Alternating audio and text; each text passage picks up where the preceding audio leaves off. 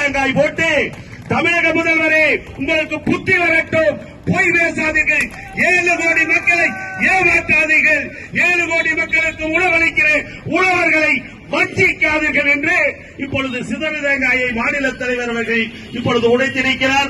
தமிழக முதல்வர் அவர்கள் தேர்தல் வாக்குறுதியாக விவசாயிகள் கடன் தள்ளுபடி என்றும் அதே போல மாமன் வீட்டு சீராக ஒரு பகன் நகையும் தரமான பட்டுப்புடவையும் எடுத்துக் கொடுப்பேன் என்று வாக்குறுதிகளை அள்ளித்தடுத்துவிட்டு அவரே சொன்னார், 10 லட்சம் கோடிக்கு மேல் தமிழ்நாடு கடனில் இருக்கிறது, தத்தளித்துக் கொண்டிருக்கிறது என்று சொல்லி கடன் எவ்வளவு கடனில் இருந்தாலும் அதையெல்லாம் சரி செய்து இந்த திட்டங்களை செயல் வடிவம் கொடுப்பேன் என்று சொல்லிவிட்டு தேர்தல் வந்து முடிந்தவுடன் இன்றைக்கு அறிவித்திருப்பது விவசாயிகளுக்கு பெரும் ஏமாற்றம்.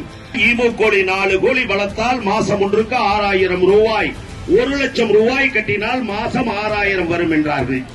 அதில் இன்னொன்றும் சொன்னார்கள், நீங்கள் கோழியே வளர்த்த வேண்டியது இல்லை, விஐபி ஆக இருந்தால் 2 லட்சம் கொடுத்தால் மாசம் 6000 வரும் என்று விவசாயிகள் முழுவதும் நம்பினார்கள்.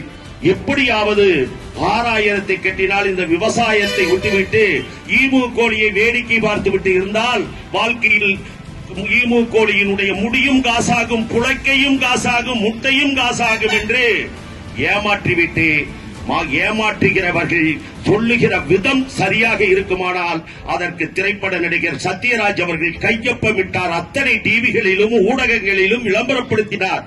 அதனுடைய விளைவு அனைவரும் விவசாயிகள் 1 லட்சம் ரூபாய் தன் மனைவி, மகள், குழந்தைகள் எத்தனை நகை இருக்கிறதோ அத்தனையும் வைத்து மாட்டை வித்து கொண்டு போய் தெருந்துறையை மையமாக வைத்திருந்து அவர்களிடத்தில் கட்டினார்கள். அதிலே ஈமு கோழியினுடைய வளர்த்துவதற்கு அந்த பண்ணையாளர் பணக்காரனானால் கொடுத்த 1 லட்சம் கட்டினவன் புறான் ஏமாளியானான். இன்றைக்கு தமிழகத்தினுடைய முதல்வர் அவர்கள் இன்றைக்கு ஈமு கோழிக்காரனை போல் ஏமாத்து போர்வழி என்பதை இந்த கொசவம்பாளையம் ரோட்டில் கட்சி சார்பற்ற விவசாயிகள் சங்கம் அங்கீகரிக்கிறது. இது ஏமாற்றம் இல்லையா? சொல்வது என்னவாயிற்று?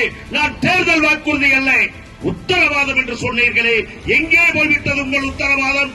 இன்றைக்கு விவசாயிகளை ஏலம் கூறுகிறீர்கள், 5000 4000 என்று. விவசாயிகளை பார்த்தால் யாரெல்லாம் ஏளனப்படுத்தியவர்கள் எல்லாம் சீரழிந்திருக்கிறார்கள். அதை தமிழக முதல்வர் புரிந்து கொள்ள வேண்டும். சென்ற ஆட்சியில் 7000 கோடியை தமிழகத்தினுடைய முதல்வராக இருந்த கலைஞர் ஒரே கையெழுத்தில் தள்ளுபடி செய்தார் என்பது வரலாறு. அனைத்து இந்திய அண்ணா திராவிட முன்னேற்ற கழகத்தில் 2 முறை தமிழக முதல்வராக இருந்த எடப்பாடி பழனிசாமி தள்ளுபடி செய்து விவசாயிகளை காப்பாற்றினார்.